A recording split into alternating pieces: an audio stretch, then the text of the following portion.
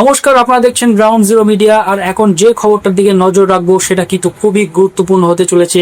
দিল্লির বুকে যখন সংসদ কার্যত অচল, বিরোধী জোটের লাগাতার বিক্ষোভে যখন প্রধানমন্ত্রী নরেন্দ্র মোদী এবং স্বরাষ্ট্রমন্ত্রী অমিত শাহের সরকার রীতিমতো কোণঠাসা, ঠিক তখনই সুদূর দক্ষিণ থেকে এমন এক রাজনৈতিক চাল দেওয়া হলো যা দিল্লির মসনদের ভিতর একেবারে ভিত বলা যায় যে নাড়িয়ে দিয়েছে। যে ডিলিমিটেশন বিল নিয়ে মোদী সহ জুটি এত বড় বড় রাজনৈতিক ছক বসেছিলেন, সেই ছক কি এবার তামিলনাড়ুর মুখ্যমন্ত্রী সি জোসেফ বিজয়ের একটা মাত্র মাস্টার স্ট্রোকের কাছে তাসের ঘরের মতো ভেঙে পড়লো? কারণ এই মুহূর্তে যে প্রশ্নটা সবচেয়ে বড় হয়ে সামনে আসছে সেটা হলো যে বিরোধী জোটের অন্দরে ভাঙন ধরিয়ে বিল পাশ করিয়ে না যে স্বপ্ন বিজেপি দেখেছিল বলে বিরোধীরা বারবার অভিযোগ করে আসছিল, সেই স্বপ্নকে এবার ধূলিসাৎ করে দিয়ে বিজয় কি এমন এক চক্রব্যূহ রচনা করলেন যার ফলে তামিলনাড়ুর সমস্ত রাজনৈতিক দলকে বাধ্য হয়ে মোদী সরকারের বিরুদ্ধে এককট্টা হতে হলো। রাজনৈতিক মহলে এখন একটাই আলোচনা, সংসদ থেকে শুরু হয়ে বিধানসভা পর্যন্ত পৌঁছানো এই বিরোধিতার ঢেউ কি মোদী সরকার আদৌ সামলাতে পারবে? কারণ এখানে আসল বিষয়টা হচ্ছে বর্তমান বাদল অধিবেশনের প্রেক্ষাপটটা আমাদের একটু গভীরভাবে বুঝতে হবে। আপনারা জানেন গত কয়েকদিন ধরে সংসদে বিরোধীদের প্রবল বিক্ষোভে অচলাবস্থা তৈরি হয়েছে। সরকার পক্ষ কার্যত কোণঠাসা, তারা কোনো বিল তো দূরের কথা, ঠিকমতো আলোচনা পর্যন্ত এগিয়ে নিয়ে যেতে পারছে না। অথচ এই বাদল অধিবেশন শুরু হওয়ার ঠিক আগে দিল্লির রাজনৈতিক অলিন্দে কান পাতলে শোনা যাচ্ছিল অন্য গল্প। বিজেপির ঘনিষ্ঠ মিডিয়া এবং সাংবাদিকরা রীতিমতো কিন্তু দাবি করেছিলেন যে সরকার পক্ষের হাতে নাকি সমস্ত ম্যাজিক ফিগার মজুদ রয়েছে। তারা বলেছিলেন বিরোধী জোটে নাকি বড়সড় ভাঙন ধরতে চলেছে, এই দল ভেঙে যাবে, ওই দল এনডিএর দিকে চলে আসবে এবং সরকার অনায়াসে অত্যন্ত বিতর্কিত ডিলিমিটেশন বা সীমানা কোনো নির্ধারণ বিল পাশ করিয়ে নেবে। আর এই জল্পনার কেন্দ্রে ছিল তামিলনাড়ুর প্রধান বিরোধী দল ডিএমকে। রাজনৈতিক মহলে একটা প্রবল কানাঘোষণা চলছিল যে লোকসভায় 22 জন ডিএমকে সাংসদ নাকি এই ইস্যু ভিত্তিক সমর্থন দিয়ে মোদী সরকারের বিলকে সমর্থন করবে এবং তাদের পাশে থাকবে। এই একটা জল্পনায় গোটা ইন্ডিয়া জোটের অন্দরে একটা চাপা আতঙ্ক এবং অবিশ্বাসের বাতাবরণ কিন্তু তৈরি করেছিল। আর এখানেই কিন্তু প্রশ্নটা উঠে যাচ্ছে, এই অবিশ্বাসের বাতাবরণকে চিরতরে শেষ করতে এবং শাসক দলের সমস্ত জল্পনায় জল ঢেলে দিতে তামিলনাড়ুর মুখ্যমন্ত্রী জোসেফ বিজয় ঠিক কি কৌশল অবলম্বন করলেন? আপনারা বুঝতে পারছেন, রাজনীতিতে শুধু মুখে বিবৃতি দেওয়া আর সাংবিধানিক কাঠামোর মধ্যে দাঁড়িয়ে পদক্ষেপ করার মধ্যে আকাশ পাতাল তফাৎ রয়েছে। জোসেফ বিজয় ঠিক সেই সাংবিধানিক হাতিয়ারটিকেই কাজে লাগালেন। তিনি তামিলনাড়ুর বিধানসভার ভিতরে মুখ্যমন্ত্রী হিসেবে স্বয়ং ডিলিমিটেশন বা সীমানা পুনর্নির্ধারণ বিলের বিরুদ্ধে একটি বিশেষ প্রস্তাব বা স্পেশাল রেজলিউশন পেশ করে বসলেন। এই প্রস্তাবটি কোনো সাধারণ রাজনৈতিক ভাষণ ছিল না, এটি ছিল সরাসরি কেন্দ্রের মোদী সরকারের নীতির বিরুদ্ধে একটি প্রাতিষ্ঠানিক এবং আইনি চ্যালেঞ্জ, এমনটাই মনে করছে রাজনৈতিক মহল। ঠিক এই জায়গাতে আমাদের বুঝতে হবে যে কেন বিধানসভায় এই প্রস্তাব আনাটা এত বড় একটা রাজনৈতিক গেম চেঞ্জার হয়ে দাঁড়ানো। কারণ রাজনীতিতে নেতারা অনেক সময় ক্যামেরার সামনে এক কথা বলেন আর দরজার পিছনে অন্য কাজ করেন, সেটা আপনারা জানেন। বিবৃতি দিলে প্রয়োজনে তা থেকে 180 ডিগ্রি ঘুরে যাওয়া যায়, অর্থাৎ যাকে চলতি কথায় পাল্টি মারা বলে। কিন্তু যখন কোনো প্রস্তাব বিধানসভার ফ্লোরে পেশ করা হয় এবং তার উপর ভোটাভুটি বা আলোচনা হয়, তখন সেটা চিরকালের জন্য অন রেকর্ড বা সরকারি নথিভুক্ত হয়ে যায়। আপনারা জানেন যে স্বরাষ্ট্রমন্ত্রী অমিত শাহ বিরোধীদের চাপ সত্ত্বেও কিন্তু সংসদে এসে বিবৃতি দিতে চাইছেন না বা দিচ্ছেন না। যদিও তিনি এখন জানাচ্ছেন যে তিনি বিবৃতি দিতে প্রস্তুত, সমস্ত রকম উত্তর দিতে প্রস্তুত, আলোচনার জন্য প্রস্তুত। সংসদের ভিতরে তিনি যাই বলবেন তা কিন্তু অন রেকর্ড হয়ে যাবে এবং সেটাই সরকারের আনুষ্ঠানিক অবস্থান বা অফিসিয়াল স্ট্যান্ড হিসেবে গণ্য হবে। ঠিক একই কায়দায় তামিলনাড়ুর মুখ্যমন্ত্রী বিধানসভায় প্রস্তাব এনে রাজ্যের সমস্ত রাজনৈতিক দলকে, বিশেষ করে ডিএমকে কে বাধ্য করলেন নিজেদের অবস্থান অন রেকর্ড স্পষ্ট করার জন্য। এরপর যা ঘটলো তা জাতীয় রাজনীতির প্রেক্ষাপটে অত্যন্ত গুরুত্বপূর্ণ। বিজয়ের আনা এই প্রস্তাবে অত্যন্ত স্পষ্ট ভাষায় বেশ কয়েকটি গুরুত্বপূর্ণ বিষয় তুলে ধরা হয়েছে। প্রথমত প্রস্তাবে বলা হয়েছে যে তামিলনাড়ু বা দক্ষিণ ভারত কোনোভাবেই মহিলা সংরক্ষণের বিরোধী নয়, কিন্তু মহিলাদের এই 33% সংরক্ষণ দিতে হবে বর্তমান লোকসভার 543টি আসনের মধ্যে। এর জন্য আসন সংখ্যা বাড়িয়ে 850 বা তার বেশি করার কোনো প্রয়োজন নেই। দ্বিতীয়ত এবং এবং সবচেয়ে বেশি গুরুত্বপূর্ণ বিষয় হলো কোনো অবস্থাতেই 2011 সালে বা আসন্ন কোনো নতুন জনগণনার ভিত্তিতে এই ডিলিমিটেশন করা যাবে না। কারণ এই ঘটনার রাজনৈতিক গুরুত্বটা এখানে যে দক্ষিণ ভারতের রাজ্যগুলোর দীর্ঘদিনের একটা চরম ক্ষোভ এবং বঞ্চনার ইতিহাস রয়েছে। মুখ্যমন্ত্রী বিজয়ের প্রস্তাবে সেই বঞ্চনার কথাই কিন্তু অত্যন্ত জড়ভাবে উঠে এসেছে।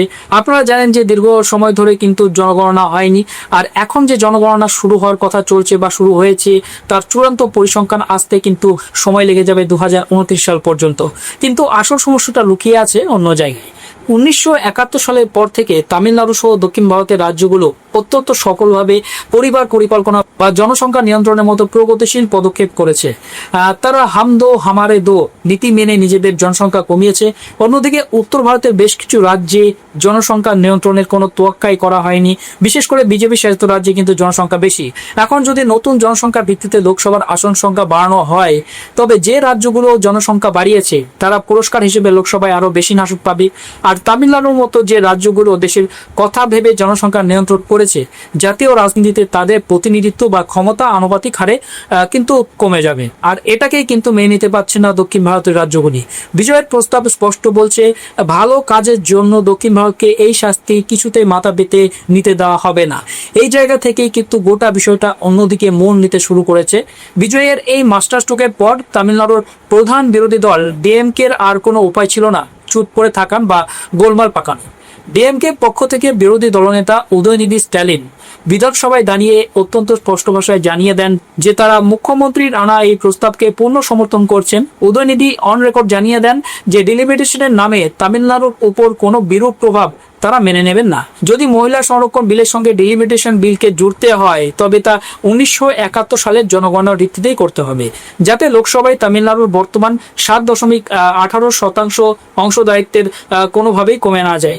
অর্থাৎ যে ডিএমকে কে নিয়ে বিজেপি স্বপ্ন দেখছিল যে তারা হয়তো গোপনে মোদী সরকারকে সাহায্য করবে, সেই ডিএমকে কিন্তু এবার একেবারে প্রকাশ্যে অন দ্য রেকর্ড দাঁড়িয়ে কিন্তু সরকারের বিরুদ্ধে নিজেদের অবস্থান স্পষ্ট করে দিল। তামিলনাড়ু বিধানসভায় শাসক এবং প্রধান বিরোধী দল হাত মিলিয়ে এই প্রস্তাব পাশ করিয়ে নিল। কিন্তু বিষয়টা এখানে শেষ নয়। এই প্রস্তাবের বিরোধিতা কারা করলো সেই পরিসংখ্যানটা দেখলে আপনারা আরো কিন্তু অবাক হবেন। তামিলনাড়ু বিধানসভায় বিজয়ের এই প্রস্তাবের বিরোধিতা করেছে এআইএডিএমকে, টিএমকে এবং ভারতীয় জনতা পার্টি। এখন মজার বিষয় হলো এই তিনটি দলের বর্তমান লোকসভায় তামিলনাড়ু থেকে আসন সংখ্যা শূন্য। অর্থাৎ জাতীয় রাজনীতিতে বা সংসদের ভিতরে মোদী সরকারের পক্ষে কোনো সাংসদ এদের তামিলনাড়ু থেকে নেই।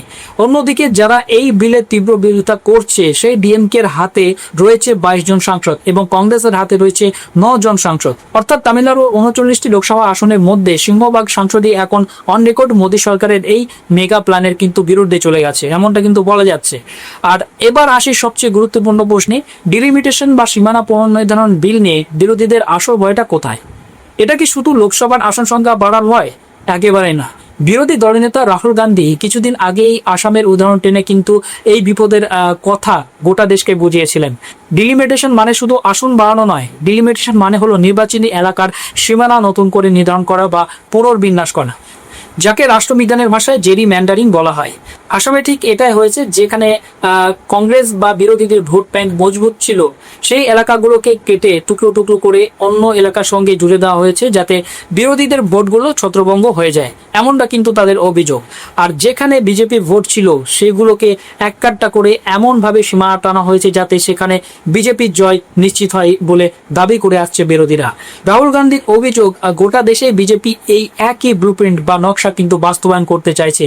আর এই সীমানা পুনর্বিন্যাস বা সীমানা পুনর্নির্ধারণ বিল শুধু লোকসভার ক্ষেত্রেই হবে এমন কোনো গ্যারান্টি নেই, বিধানসভার আসনগুলোর ক্ষেত্রেও কিন্তু এই একই খেলা হতে পারে বলে তিনি দাবি করেছে। এখানে কিন্তু আসে আসল বিষয়টা।